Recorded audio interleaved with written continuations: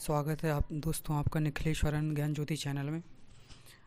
आज मैं अपने जीवन का अनुभव बताने जा रहा हूँ एक साधना से रिलेटेड। मैं एक कॉलेज स्टूडेंट हूँ। मैंने पहली बार इस प्रकार की साधना की है और इस प्रकार मैं घर से दूर जाके मैंने ये पहली बार साधना की है अपने जीवन। मैं साधना करने के लिए एक जंगल जैसे एरिया में गया। वहाँ पे उस घर के या कमरे के आसपास कोई भी ज़्यादा बस्ती या माहौल नहीं था जहाँ पे व्यक्ति ज़्यादा लोग रहें। उसके पीछे, उस कमरे के पीछे जंगल सा माहौल है और खेत वगैरह हैं, झाड़ी वगैरह हैं। मैंने 21 दिन की साधना करने का अनुष्ठान लिया था। ये एक बीज मंत्र की साधना थी। मैंने पहले दिन साधना को सुबह 7 बजे से प्रारंभ किया था और जिसमें मुझे दिन में से 2 या 3 बार बैठकर कंप्लीट करना। एक बार मैं इसमें 70 माला का मैंने अनुष्ठान लिया था कि मैं एक बार में बैठकर एक बैठक में 70 माला करूँगा। इस प्रकार मुझे सुबह से लेके रात 2 बजे तक 2 बज जाते थे, कभी कभी 3 बज जाते थे। इस प्रकार मैंने अपनी साधना कंप्लीट की। सर्दियों का समय था तो समस्या सर्दी से ज़्यादा रही। मैंने एक दिन साधना अपने नियमानुसार कंप्लीट की। दूसरे दिन साधना बैठने पर पैरों में थोड़ा थोड़ा दर्द हुआ। फिर कुछ समय बाद दूसरे दिन की रात्रि में जो है मेरी कमर भी ज़्यादा दर्द देने लगी। तीसरे दिन मैं जैसे भी करके मैं 2 दिन उस साधना में कंप्लीट किए मैंने। तीसरे दिन जब मैं साधना में बैठा तो सुबह जब मैं साधना में बैठा तो 11 बजे मुझे साधना करते हुए अचानक नींद सी आने लगी। यानी माला को जप करते हुए नींद आने लगी आँखों में।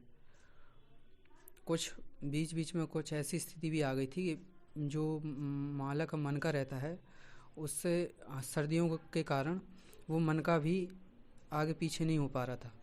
मतलब माला जप करते हुए उंगलियां सर्दियों से इतनी अकड़ गई थी या जम जैसी गई थी कि वो उंगलियां बिल्कुल वर्क नहीं कर रही थी। जैसे भी कर मैंने उठा, उसी समय जब उंगलियां काम करना बंद कर दिया तो फिर मैं उठ के मैंने आचमनी ली और कुछ समय बाद पुनः प्रारंभ कर दी। कुछ समय बाद करने के बाद मुझे ज़्यादा नींद गिरने लगी क्योंकि 24 घंटे में मुझे जप करना था तो उसमें के बीच कुछ खाना पीना भी ज़रूरी रहता है। तो मैंने थोड़ा सा जो गैप लिया था उसमें जो मैंने खाना खाया, फलहार या जो भी, मैंने अपना खाने के बाद मैं दोबारा साधना प्रारंभ हो गया।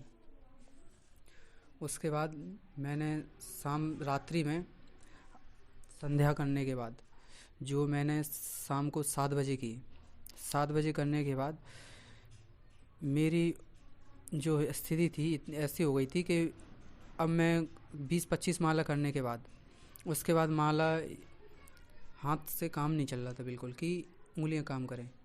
और रात्रि भी बहुत हो गई थी। रात्रि ऐसी कि ऊपर से माहौल भी रात्रि का और सर्दी भी बहुत थी। साधना करते वक्त कई बार ऐसा लगा शायद कोई हो बाहर या आगे या पीछे। मन हुआ लेकिन मैं टर्न नहीं हुआ। तो कई लोग सोचते हैं कि साधना करने में परेशानी आती है।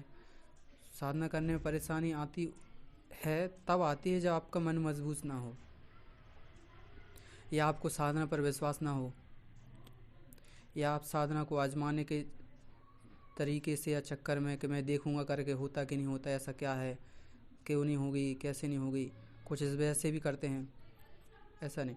लेकिन जो मुझे ये पता कि मेरी साधना चौथे दिन छूट गई या अपूर्ण रह गई। वो इस कारण रह गई क्योंकि जो मैं बैठने की स्थिति थी मेरी वो इतनी ज़्यादा थी नहीं। पहली बार मैंने इतना ज़्यादा मंत्र जप करने के लिए बैठा था। 100 माला या 101 माला होता तो चल भी जाता। माला का अनुष्ठान बहुत ज़्यादा था तो इस वजह से मैं साधना कंप्लीट नहीं कर पाया और उस रात्रि को मेरी कुछ माला रह गई और बिल्कुल यहाँ तक कि मुझे सुबह 4 बज चुके थे माला जपते हुए और जो मेरा समय था वो भी क्रॉस हो रहा था।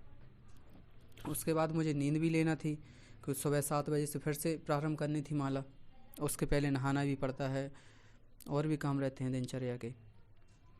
उसके बाद मेरी साधना चौथे दिन अनकम्प्लीट रह गई, अधूरी रह गई। उसी दिन रात्रि को मुझे सपना आया कि ये जो कुछ शक्तियाँ होती हैं, नेगेटिव ऊर्जा समझ लें आप उसे, कुछ तो आप व्यक्ति अपने मन से बना लेता है कि मैं कर नहीं पाऊँगा, यह हो नहीं सकती, कुछ इस वजह से आप व्यक्ति साधना में छोड़ देता है या करता नहीं है। लेकिन फिर भी कुछ नेगेटिव ऊर्जाओं का भी प्रभाव रहता है थोड़ा बहुत। तो उस साधना को खंडित होने के बाद मुझे रात्रि में सपना आया कि ये जो कुछ एनर्जी होती है जो नेगेटिव, वो आपको यही करवाना चाहती हैं कि जो व्यक्ति साधना में बैठा हुआ है वो साधना ना कर पाए, चाहे वो आपको किसी भी प्रकार से करें। या आपका हो सकता है किसी का कॉल आ जाए, या कोई आपको बुलाने आ जाए, या घर में कोई ऐसी स्थिति हो जाए कि आपके ना वो बिना वो कार्य हो ही ना, या आप उस कार्य के लिए बहुत महत्वपूर्ण हों, या किसी की तबीयत खराब हो सकती है। ऐसे भी कई अनुभव होने को होते हैं। लेकिन किसी किसी के साथ साधना पूर्ण होने पर कई घटनाएं भी घटती हैं, या उनके जीवन में जो साधना पूर्ण रह जाती है उसके कारण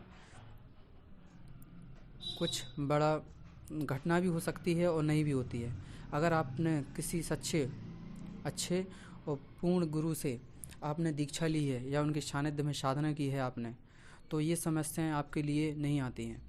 अगर आपने सोचा मैं अपने मन से या वीडियो द्वारा या किसी पुस्तक में पढ़ के या मंत्र कर लूँ या साधना कर लूँ, तो इस प्रकार साधना नहीं की जाती है। इस प्रकार आपको नुकसान होता ही है। ज़्यादातर इस प्रकार साधना में नुकसान होता ही है कि आप पुस्तक से या यूट्यूब से मंत्र लेकर साधना करने बैठ जाएँ बिना किसी के मार्गदर्शन द्वारा, तो साधना में नुकसान होता ही है।